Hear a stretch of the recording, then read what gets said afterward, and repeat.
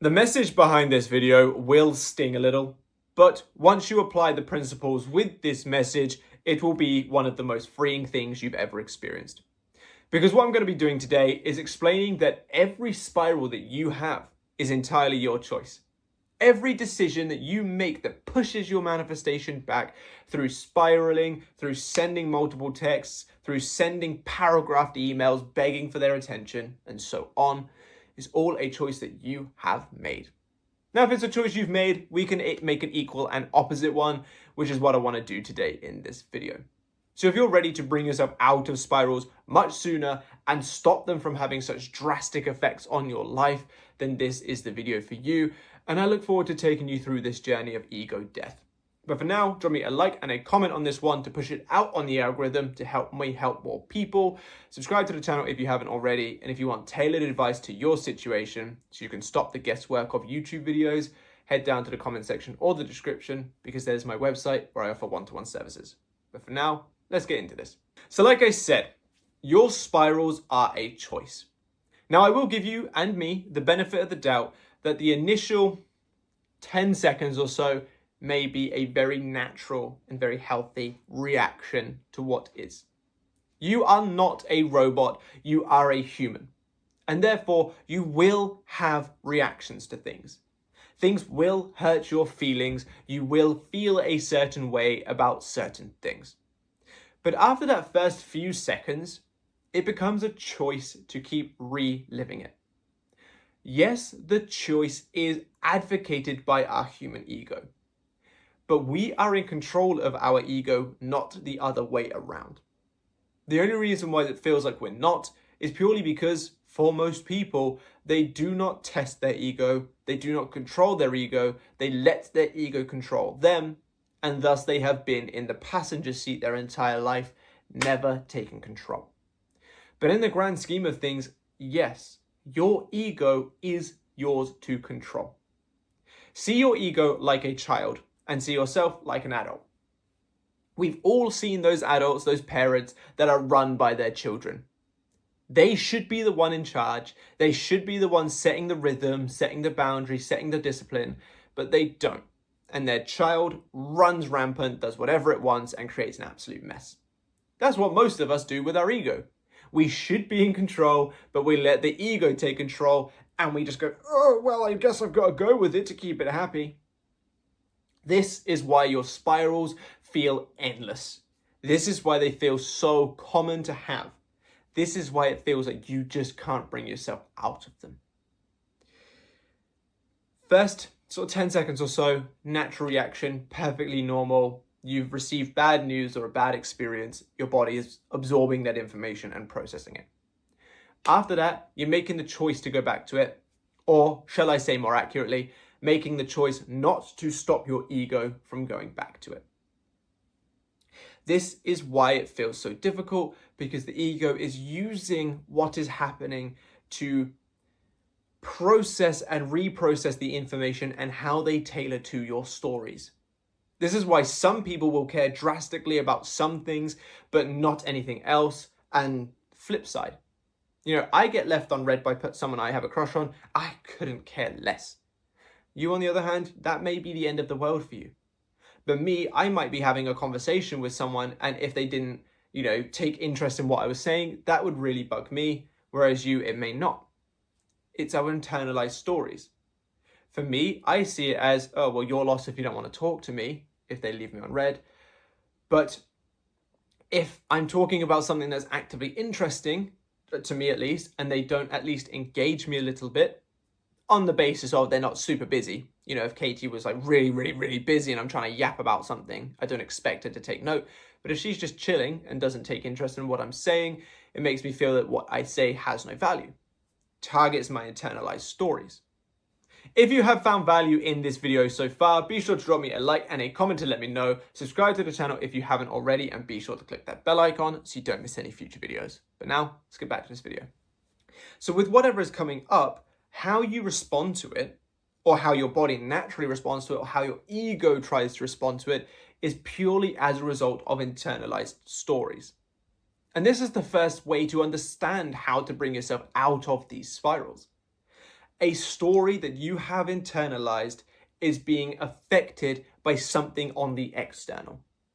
Can of course be internal as well, you can have thoughts that make you spiral and so on, but for the most part, something external is or has happened, and that's made us triggered a certain way.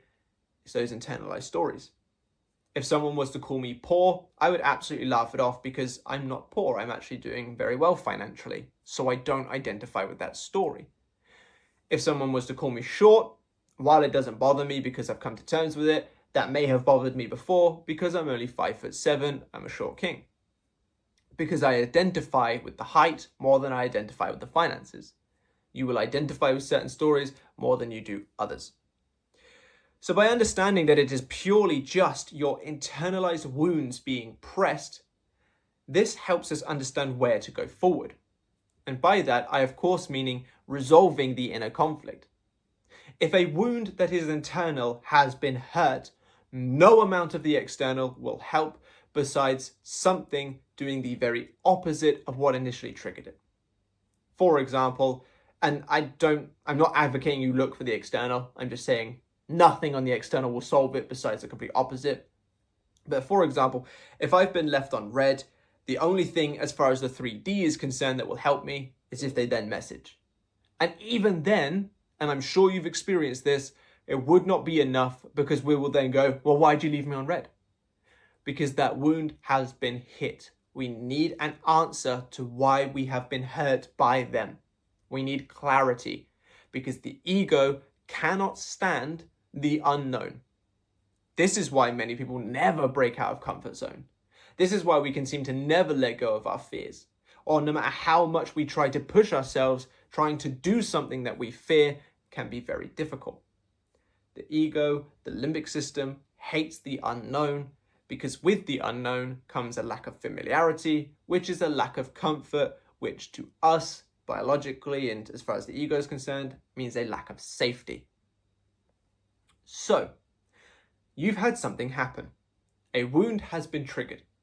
Most of us look to the external to solve that wound, which is why we then have such severe spirals, because when the external is not showing us what we wanted to show us, or even if we get some kind of positive in the external, we then look for more, just like my why'd you leave me on red example. This creates a constant downhill spiral because the external is only pressing that wound more.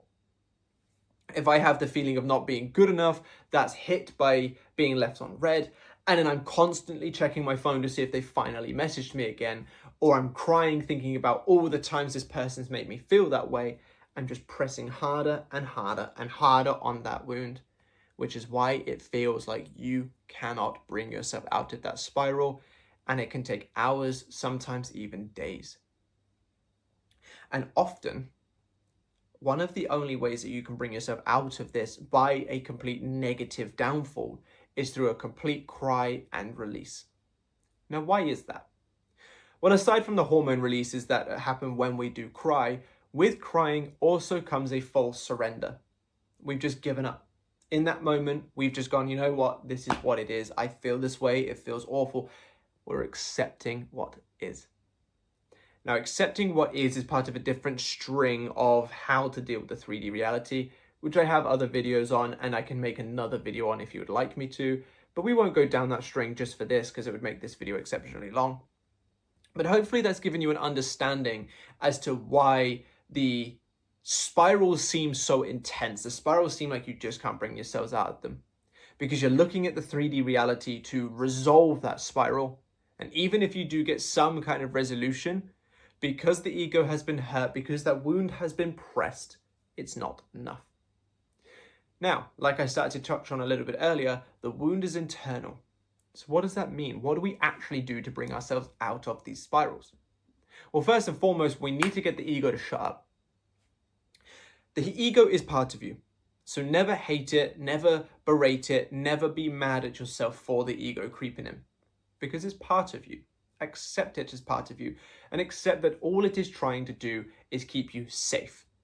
Remember that little string of things that I went through? Lack of comfort means the unknown equals lack of familiarity, lack of comfort, which then equals lack of safety. It's going about it a weird way, but it is just trying to keep you safe. It thinks it knows best and therefore tries to enforce it. And because for many of us, we haven't ever taken control of our ego, it continues to enforce it through spirals, falling apart, and so on.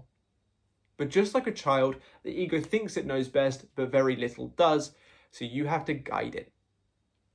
Now, it's much easier to guide it when the neocortex is back in control. The reactions from the limbic system, the fight, flight, or freeze, the sympathetic nervous system, has been set aside. So what I recommend for this is some form of self-regulating method. I recommend breath work.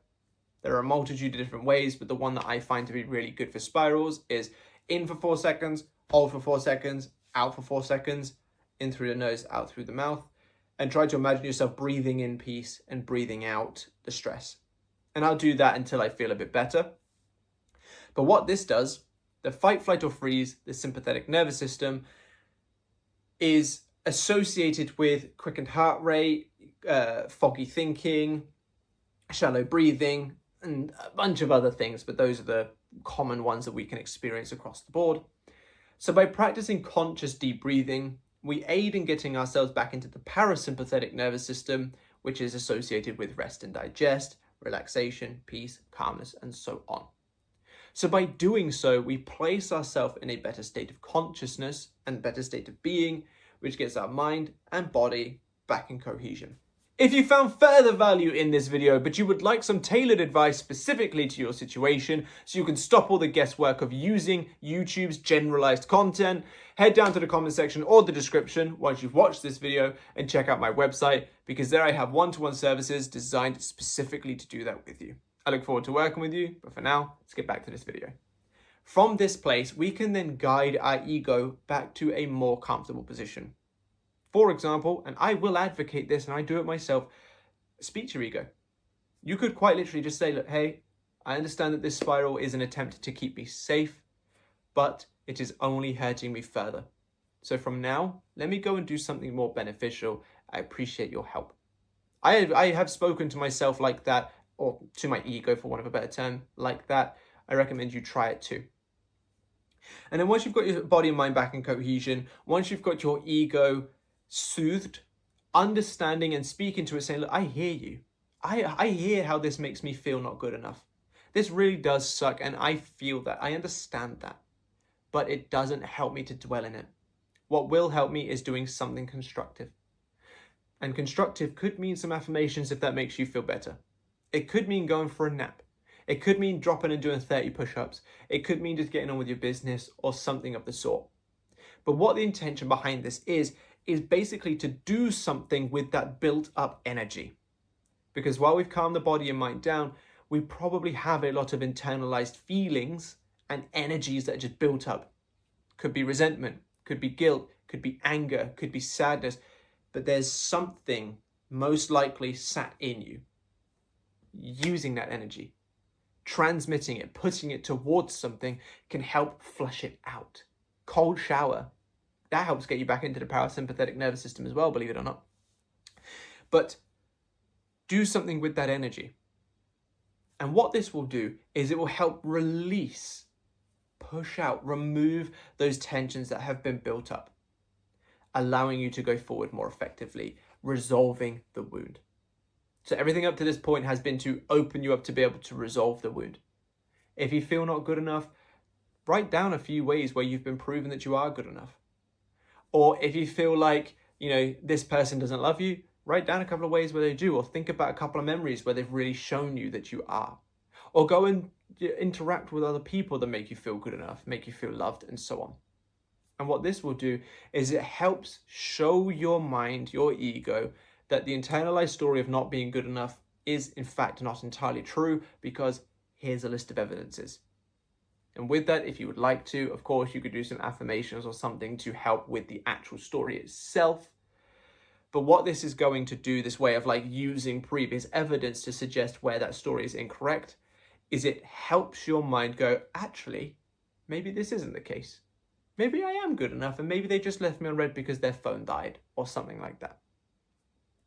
And the intention is basically to just get you out of that pressing on that wound space and into a much more favorable way.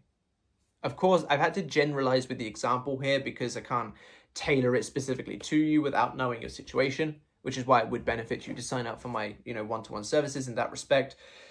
But this kind of process, what we're doing here is we're deep breathing to get our body and mind back into cohesion, get the parasympathetic nervous system to be the dominant state that we are in as far as our nervous system goes, which is associated with rest and digest.